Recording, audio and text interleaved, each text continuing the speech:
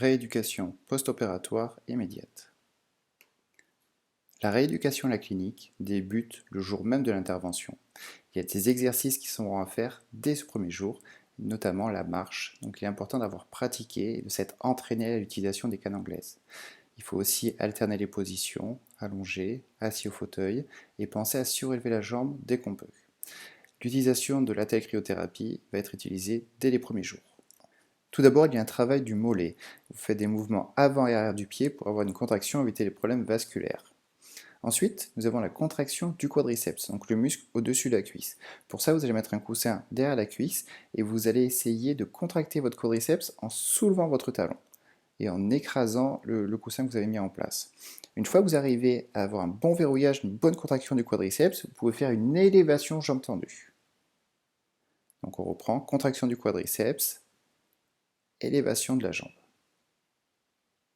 Cet exercice est à répéter plusieurs fois par jour.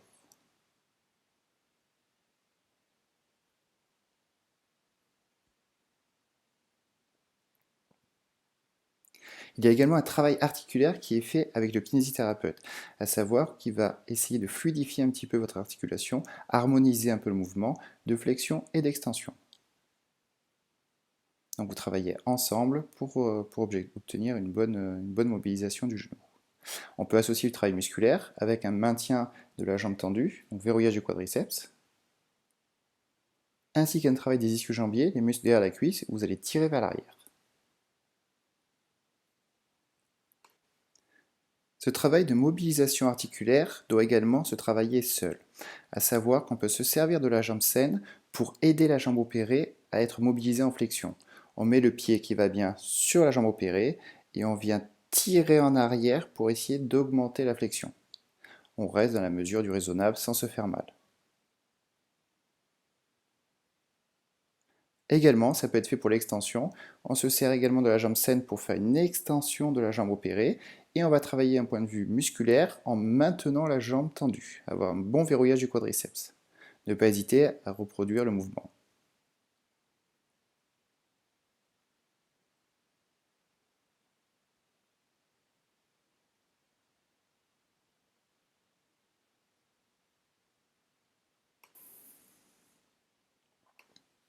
Le but des cannes est de soulager le membre opéré. Pour ça, on avance les cannes, on met le pied opéré entre les cannes et on passe le pas. Il faut marcher le plus naturellement possible en posant le pied par terre. Les escaliers sont faits de manière asymétrique au début, à savoir qu'on met les cannes en bas, la jambe opérée d'abord et le pied qui va bien par la suite.